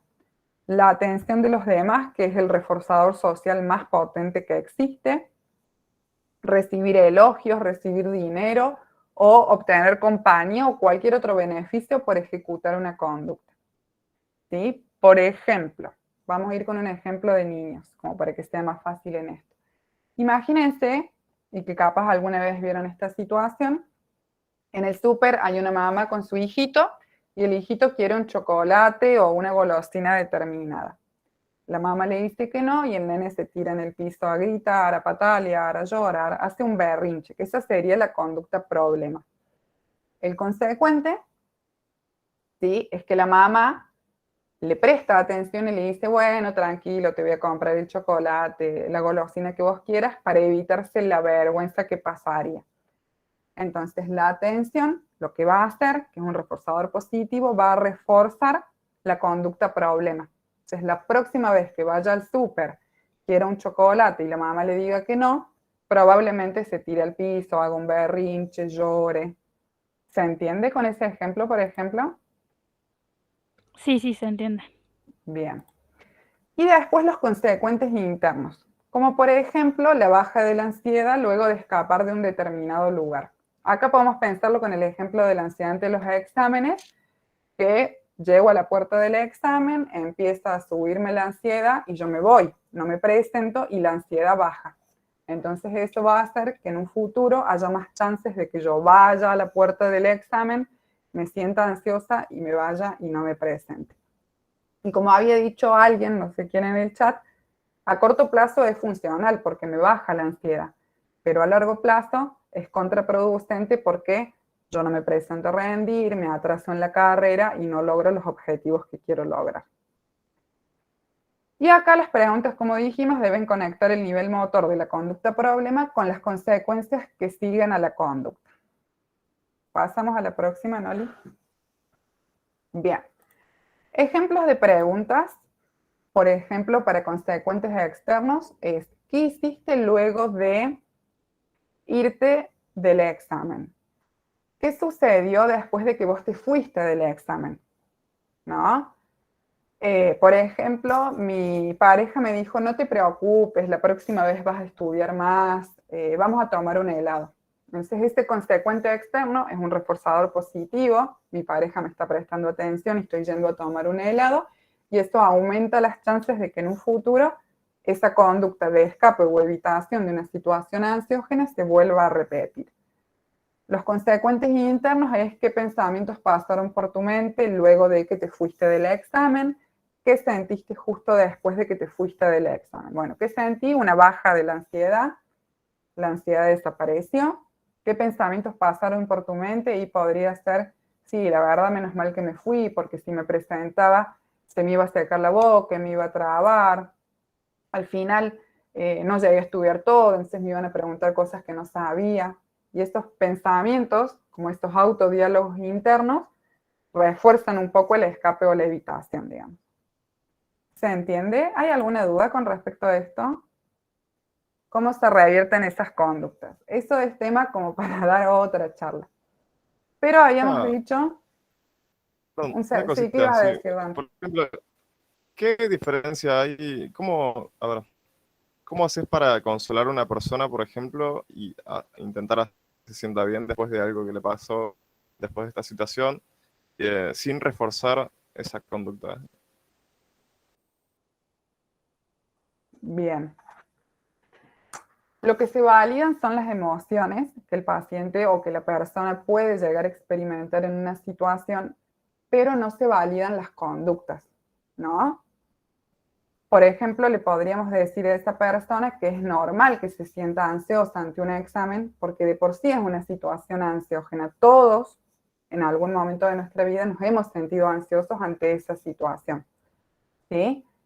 Pero eso no quita que a largo plazo quizás pueda seguir atrasándose en la carrera, que piense en cuál es el beneficio o cuál es su objetivo de poder presentarse a ese examen.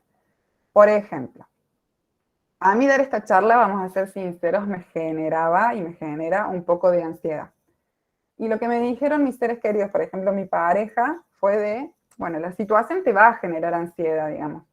Si vos no te expones, la ansiedad en el momento va a disminuir, pero nunca vos te vas a acercar a qué es lo que querés, digamos, ¿no? Entonces, bueno, es normal que te sientas ansiosa, porque él, por ejemplo, también es docente, pero la ansiedad cuando vos empezás a dar la charla va disminuyendo y vos te vas acercando, por ejemplo, a una vida que valga la pena ser vivida. No sé si me enredé mucho o más o menos se entiende. Depende de cada paciente también, la conducta problema, cuál sea el refuerzo. Entendió perfecto. Bien. ¿Alguna otra consulta o pasamos al ejemplo? Ah, Jacqueline, me olvidé de responderte. ¿Cómo se revierte estas conductas? ¿Te acordás que habíamos dicho, ¿sí?, en la primera diapositiva de análisis funcional, que la relación entre los estímulos antecedentes y las respuestas emocionales o fisiológicas se explica mejor por el paradigma del condicionamiento clásico? Y la relación entre las respuestas motoras y las consecuencias que siguen a esas conductas es mejor explicada por el paradigma del condicionamiento operante o instrumental. ¿Sí? Por ejemplo, vamos con el ejemplo de ansiedad ante los exámenes. La persona siente ansiedad ante ese examen, lo que hace es evitar, se va, no se presenta, evita esas situaciones.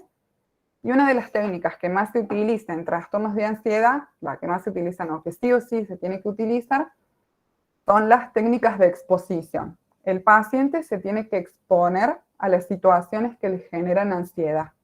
¿Sí? Y en ese caso, por ejemplo, se les explica a los pacientes que la ansiedad tiene una curva. Va a aumentar hasta un punto máximo, se va a mantener alta un ratito y va a empezar a disminuir. Pero yo tengo que permanecer en la situación que a mí me genera ansiedad hasta que hace como el pupito de la curvita y empieza a bajar. Si yo me voy antes de la situación, no voy a poder comprobar de que sí, efectivamente la ansiedad no dura para siempre ni aumenta de forma indefinida, sino que llega un momento que baja, comienza a bajar. Y además explicarle que cierto nivel de ansiedad está bueno porque mejora nuestro rendimiento. A ver, si uno, por ejemplo, ahora en octubre que tienen varios exámenes, si ustedes no se pusieran un poquito ansiosos, probablemente no estudiarían, patearían el poder estudiar. Digo, mejora nuestro rendimiento en este caso. Y también se pueden utilizar técnicas de relajación, como dice Fátima en el chat. Las técnicas de relajación se utilizan mucho, sobre todo cuando la ansiedad es bien fisiológica, ¿no?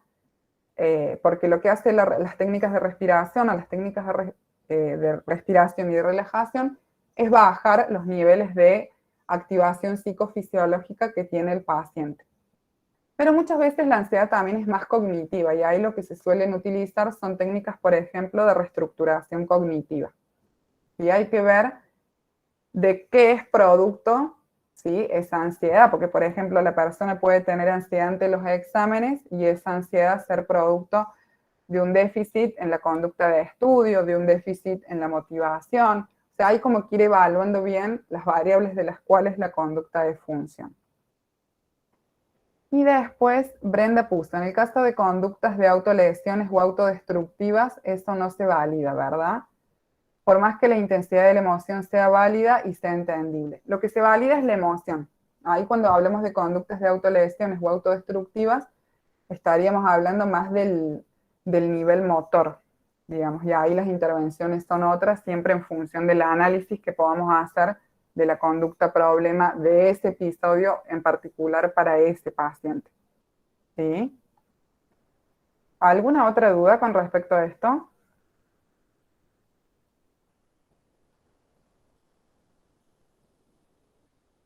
Me parece que no. ¿Querés pasarla, Nola?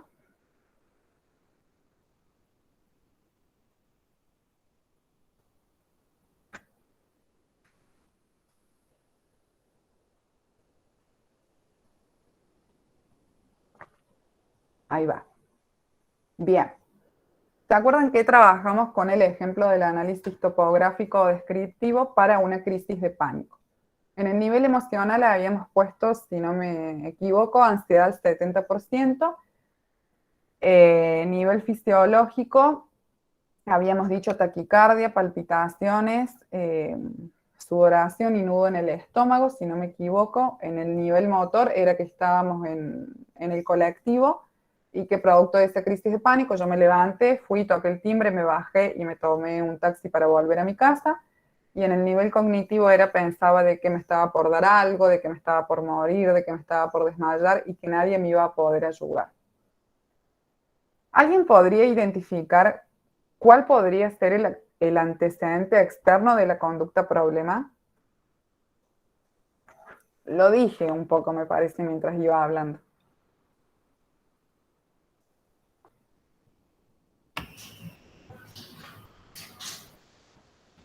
A ver quién se anima. No mordemos. Está bueno para hacer el ejercicio y aprenderlo entre todos. El antecedente externo podría ser que el colectivo de repente esté lleno. Exactamente, sí.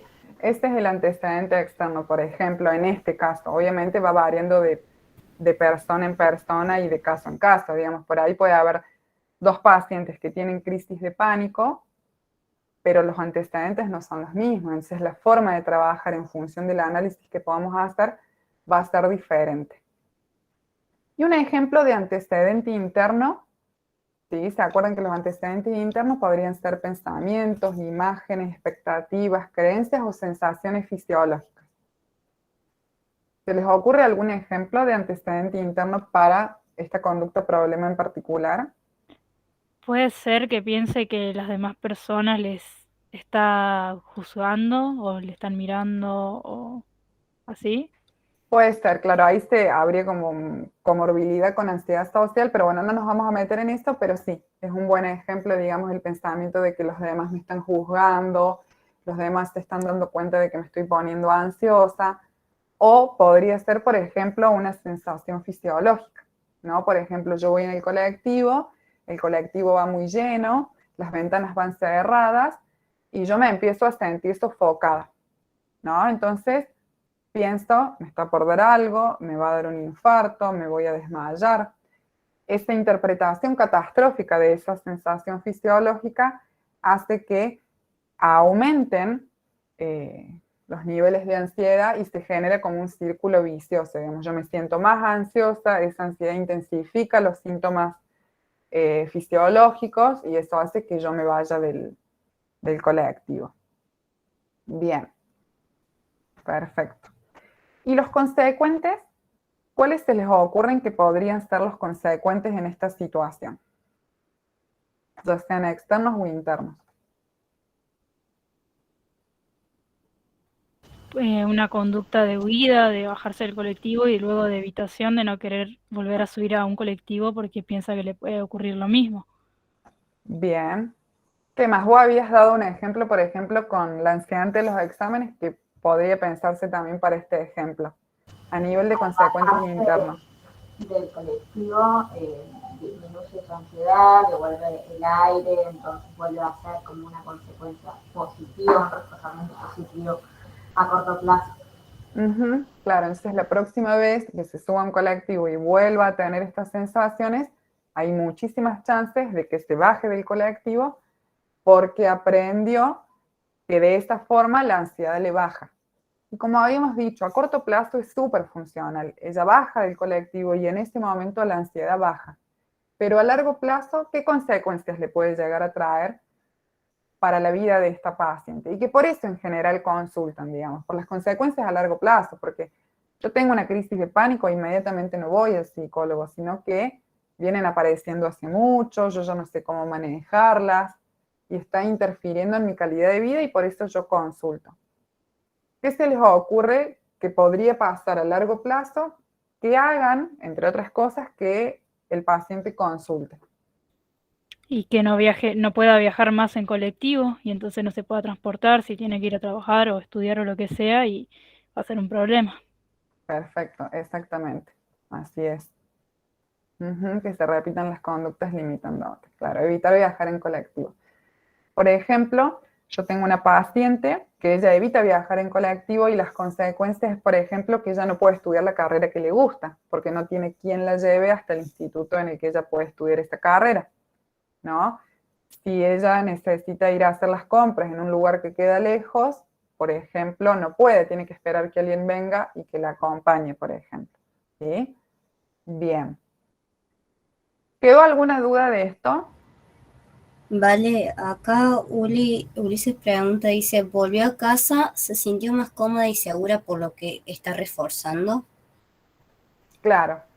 Esto de que se baja del colectivo, se toma un taxi y vuelve a la casa y esto hace que la ansiedad baje, que se sienta más cómoda, más segura, lo que va a hacer es reforzar negativamente esta conducta de evitación o de huida de esa situación ansiógena. Porque yo me voy del colectivo, que es lo que a mí me generó ansiedad, y la ansiedad baja, me quitó algo que para mí es aversivo, es desagradable. ¿Sí? ¿Se entendió, Uli? Ahí es como cuando decías que las consecuencias están más relacionadas con el condicionamiento operante. Claro. Sí, ahí habría que estudiar los principios de reforzamiento positivo, negativo, castigo positivo, castigo negativo. Y ahí se trabaja con ese, como cuando yo dije que es mejor explicada por el paradigma del condicionamiento operante o instrumental, se apunta a trabajar con técnicas que apunten a trabajar sobre las consecuencias y que busquen disminuir, mantener o aumentar alguna conducta en función de si es problema o no es problema esa conducta. ¿Sí? Bien. Si no hay ninguna otra duda, pasamos a la próxima diapo. Bien, ahí está el ejemplo, por ejemplo, de la procrastinación, ¿sí? Que, ¿se acuerdan que dijimos que el nivel emocional era la ansiedad, nivel fisiológico, el nudo en el estómago, el malestar estomacal? Lo que hago es me pongo a ver una serie y no estudio. Lo que pienso es mucho lo que tengo que estudiar, no voy a llegar, porque dejé todo para último momento. Un antecedente externo podría ser, obviamente, va variando de paciente en paciente. Me siento frente a los libros, ¿sí? Y ahí cuando veo la cantidad de libros o de apuntes que tengo para leer o que tengo pendientes, aparecen estos pensamientos, uy, ¿por qué no me senté antes? Muchísimo, no voy a llegar. Empiezo a sentir el nudo en el estómago, me empiezo a sentir ansioso y dije, me pongo a ver una serie y no estudio. Este podría ser el antecedente externo. El antecedente interno podría ser, recuerdo que tengo estudio pendiente, ¿no? Y ahí empiezo a pensar, es mucho lo que tengo que estudiar, empieza el nudo en el estómago, la ansiedad y pateo, procrastino. A nivel de consecuentes, bueno, para este ejemplo se me ocurrió particularmente un consecuente interno, ¿no? Que yo me pongo a ver la serie y esto me genera placer. Y el hecho de ponerme a ver una serie y no sentarme con los libros, baja mi ansiedad. ¿Quedó más clarito con este ejemplo? Bien, perfecto. Bueno, ¿alguna otra duda o pasamos a la próxima diapositiva?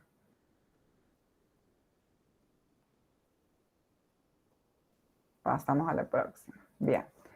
Y después hacemos un cierre de la entrevista, ¿sí? Vamos a hacer algunas aclaraciones. El análisis topográfico o descriptivo y el análisis funcional se hace para cada episodio o para cada situación en la que apareció la conducta problema, ¿sí? La idea es que el paciente, vos cuando le preguntas que nos cuente alguna situación que haya ocurrido en las últimas semanas o en los últimos meses, en los que se haya sentido ansioso y que nos cuente esa situación como si se tratase de una película, que se concentre y que se imagine como si estuviese, por ejemplo, en esa situación y que responda qué es lo que pensó en ese instante, cómo se sintió, qué sintió en el cuerpo, qué hizo, qué pasó justo antes, qué pensó justo antes, justo después, ¿no? Por ejemplo, la última vez que se fue a un examen fue cuando tenía que rendir el final de introducción a la psicología. Que no nos diga qué fue lo que pensó cuando pateó y no se presentó al examen de biología. Ahí podemos hacer un análisis topográfico y un análisis funcional de cada episodio por separado, como para que el paciente no mezcle. Probablemente los elementos del análisis topográfico y del análisis funcional se repitan en ese caso y ahí podemos llegar a construir un análisis funcional más general y a partir de ahí poder pensar el plan de tratamiento, ¿sí? Después, el cierre de la entrevista inicial, lo que vamos a hacer es una síntesis y devolución general sobre el problema o los problemas que estuvo relatando. ¿Sí? Lo que vamos a hacer es decirle al paciente, bueno, vos me contaste que en los últimos meses tuviste sentimientos muy marcados de tristeza, que tuviste pensamientos del estilo de que no te gusta vivir así, de que vivir de esta manera no es para vos una buena vida, que durante las últimas noches has tenido dificultades para conciliar el sueño y que terminaste durmiendo entre 3 y 4 horas por día y que esto te hizo sentir muy irritable y te saltaba la chaveta de la nada, que estabas gastando mucho y que tenías dificultades para controlar esto y que tenés más ganas de verte con tus amigos. ¿Entendí bien? O sea, como para que el paciente, nosotros aseguramos de que lo comprendemos al paciente y esto hace que el paciente se dé cuenta de que nosotros lo estuvimos escuchando y lo comprendemos, ¿sí? Y en lo que es la devolución general, por ejemplo, si el paciente consulta por ansiedad ante los exámenes, decirle que el problema por el que él consulta es un problema muy común, que hay un montón de otros pacientes que ya han consultado por eso y que hoy en día hay tratamientos que han demostrado ser eficaces para tratar este problema. ¿Sí? Que su caso no es grave, que su caso es abordable y que vamos a continuar evaluándolo durante las próximas sesiones. Y después, lo que tiene la TCC es que damos muchas tareas entre sesiones, ¿sí? Porque la idea es que las herramientas o las estrategias que va aprendiendo las pueda ir utilizando en su vida diaria y pueda ir generalizando este aprendizaje. Porque de nada nos sirve que el paciente venga a la sesión, hable, y cuando se vaya a su casa no haga nada y todo siga igual, digamos. Obviamente, sale de la sesión, se va a sentir aliviado, pero su problema sí se va a ir manteniendo.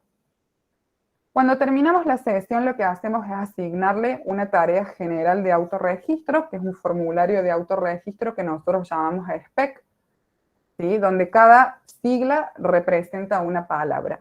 La S hace referencia a situación, por ejemplo, estaba viajando en el colectivo en hora pico, ¿sí? Estaba muy lleno y las ventanillas estaban cerradas, ¿sí? Entonces no circulaba aire.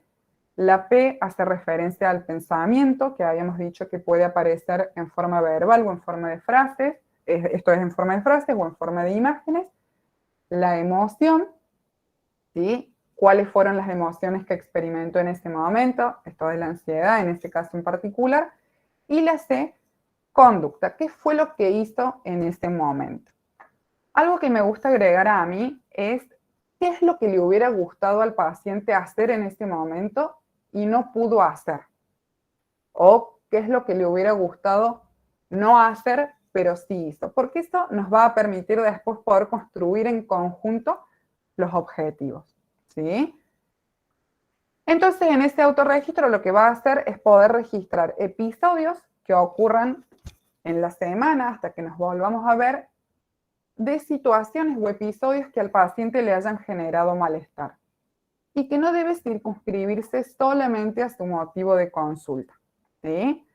La idea es que cada vez que el paciente note un cambio en su estado de ánimo, ya sea ese cambio de intensidad, por ejemplo, estaba ansioso y ahora me siento más ansioso, ¿sí?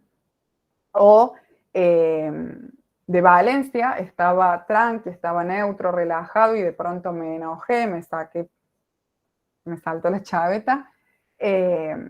Sí, que él pueda registrar, bueno, qué fue lo que pensó en ese momento, sí, qué fue lo que hizo, la situación, o sea, la situación se detalla de modo general, dónde estaba, con quién estaba, qué estaba haciendo, ¿sí? Si alguien me dijo algo, si escuché algo, ¿sí? Y en la siguiente sesión vamos a revisar lo que pudo registrar en el autorregistro y vamos a continuar con la evaluación del caso, ¿sí? Y esto es, a grandes rasgos, todo. Obviamente, por el espacio, digamos, hay un montón de otras cosas que quedaron por fuera, pero lo que yo puedo hacer es, si a ustedes les interesa, pasarles bibliografía, ¿sí? Y pasarles material para que ustedes puedan seguir profundizando en todo esto.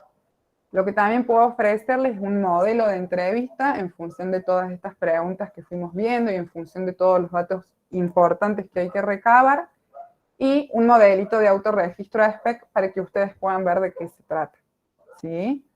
No sé si quedó alguna duda, alguna devolución, algún feedback. Bien, primero que nada, sí, vamos a estar pasándolo, así los chicos lo tienen.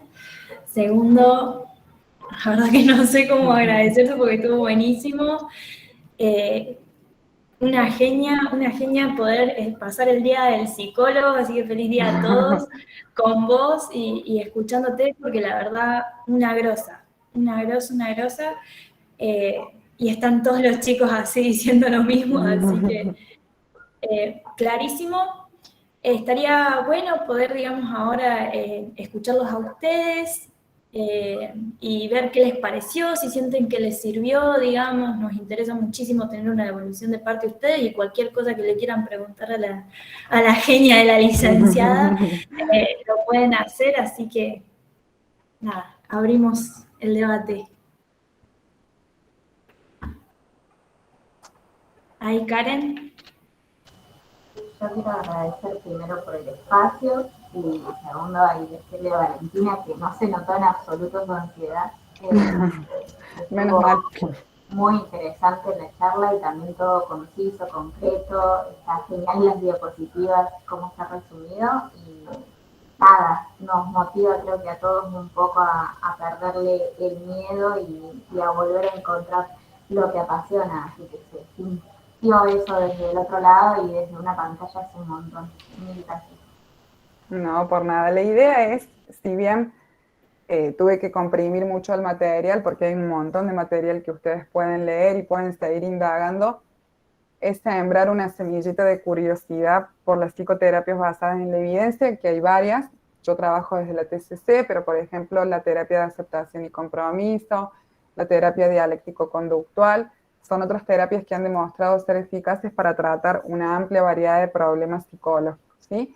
Y algo que me faltó aclarar es que no siempre los pacientes consultan por conductas problemas que implican que el paciente tiene un diagnóstico, ¿no? Que tiene algún trastorno mental. Por ejemplo, un paciente puede llegar a consultar porque está postergando esto que vimos de la procrastinación, la ejecución de algún trámite que tiene pendiente y que es importante, pero eso no implica que el paciente tenga un trastorno depresivo mayor o que el paciente tenga un trastorno del control de los impulsos. Si el paciente simplemente está consultando por una conducta problema que le genera malestar, que interfiere en su calidad de vida y que desea modificar.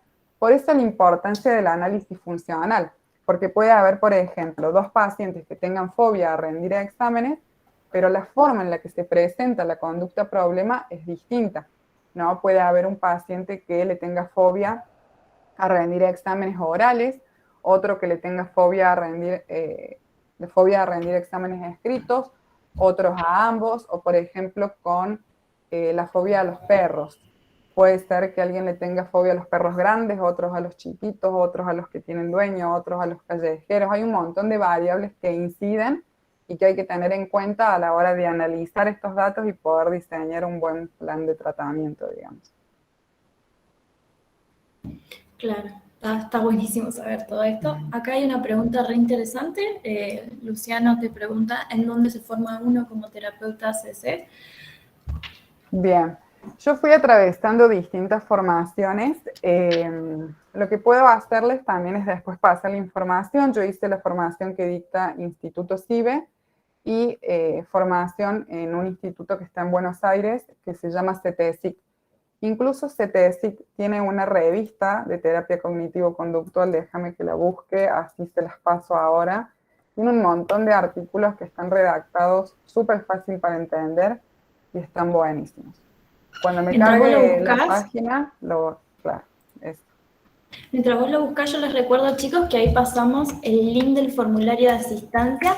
Complétenlo, así nosotros después corroboramos y podemos hacer los certificados para todos quienes se hayan sumado.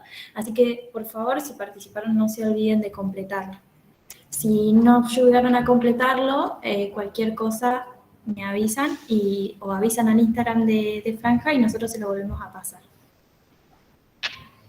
Bien, ahí voy respondiendo a algunas preguntas. ¿No te funciona el link de Estetésica? ¿Hace referencia a NASA?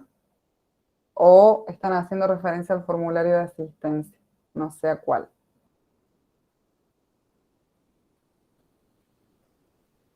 Bueno, mientras responde... el de asistencia, bien. Ahí lo solucionan las chicas a esto. Voy respondiendo lo otro, así no queda en el aire. Algunos autores centrales de la teoría, digamos, está bueno conocer y en profundidad lo que es el paradigma del condicionamiento clásico, paradigma del condicionamiento instrumental, paradigma cognitivo y el paradigma de aprendizaje social, digamos. Lo que yo puedo hacer es armar un drive con libros que tengo digitalizados, ¿sí? Porque a veces son un poco caros los libros, para compartírselos a las chicas y que las chicas le comparten el drive y ustedes ahí pueden acceder a distintos materiales, leer.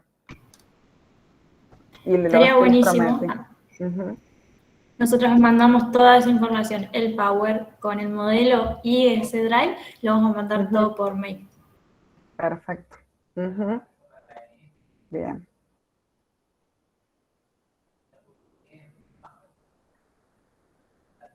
¿Pudieron abrir el link de la revista de CTSIC como para que empiecen a leer algo? Está genial esa, genial. Está muy bueno, a mí me encanta.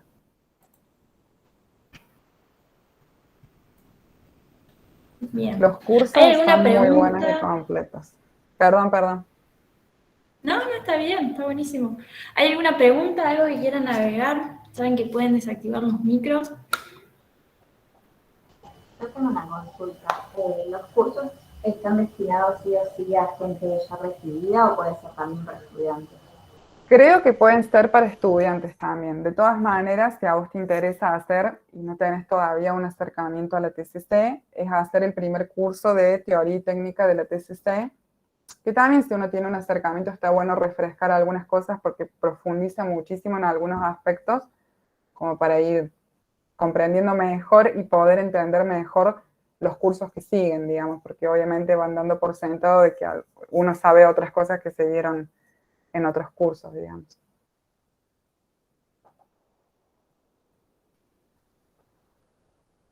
Buenísimo, gracias. De nada. Fátima, ¿habías levantado la mano?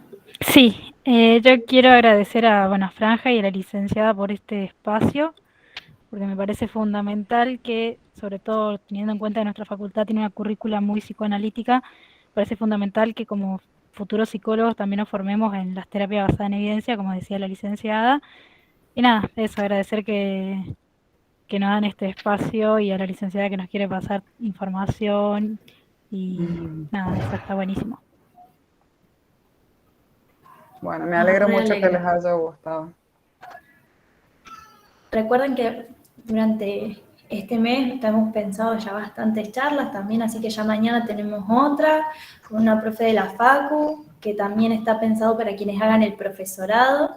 Como ya habíamos dicho con Karen, nos interesa una banda, digamos, poder generar estos espacios donde ustedes sientan que se les da como una herramienta para decir, bueno, el día de mañana yo como profesional tengo ciertas herramientas o cierta guía para buscar herramientas para hacer frente a las cosas que van a ir pasando, ¿no?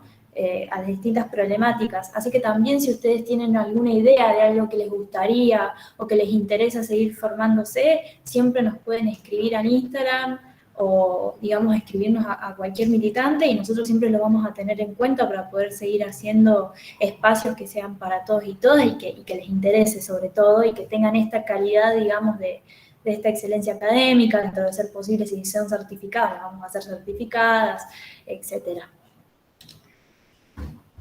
Karen, ¿hay algo que quieras agregar?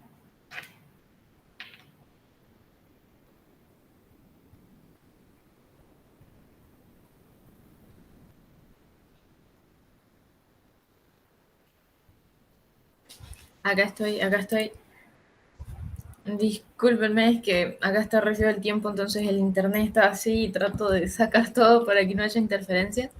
La verdad que buenísima la charla, me encantó. Yo amo estos espacios, me gusta saber sobre todo tipo de teorías, sobre todo tipo de espacios, como siempre charlo con Nolan, de tanto de escuelas como sistemas, de ramas, de todo lo que la psicología tiene para brindarnos. Así que muchas gracias a ustedes también por estar acá, por participar, por ponerle tanto entusiasmo, tanta onda, y mil gracias a Vale, que también nos ha brindado un montón de material y que nos está acompañando. Así que yo creo que es un trabajo en conjunto entre todos, y qué hermoso ver tanta gente y poder crear estos espacios y nutrirnos tanto. La verdad, súper feliz. Y agradecerte que nada, vos, Valen, porque es un montón, digamos, preparar una charla por ahí no es sencillo, más si uno se pone nervioso también, que nos ha pasado, entonces, nada, desde ya agradecerte, creo que estamos todos más que hiper contentos y más que hiper orientados, y creo que tenemos bastantes herramientas. Y si vos querés decir algo, también están las redes, digamos, de Valen, si la quieren seguir, estaban también en el PowerPoint de última para poder hacer un seguimiento del trabajo que vos vayas haciendo también. Y si, no sé si no hay nada más para decir o nadie no quiere agregar algo, damos por cerrado también la charla para no cansarlos mucho. Feliz día a todos y a todas, espero que hayan tenido un día re lindo, sobre todo a vos, Valen. Feliz día. Ahora me voy a festejar. Bien ahí. Bien. No, nada, lo que quería decir como para cerrar era que esto de la ansiedad, ¿viste? Si hay situaciones que nos generan ansiedad, pero queremos hacerlas, hay que hacerlas, digamos. Porque si esperamos que la ansiedad no aparezca, es un poco los ejemplos que estuvimos trayendo, nunca nos vamos a acercar a la vida que queremos vivir y a la vida que es valiosa para nosotros, digamos. La ansiedad es desagradable, pero no es mala, digamos. Entonces, animarlos a, si hay alguno de acá que le da un poco de miedo a los exámenes o viene postergando, la clave es exponerse, no hay otra. Hay un montón de otras cosas para trabajar en terapia, digamos, pero bueno, si uno no se expone, el problema no se resuelve.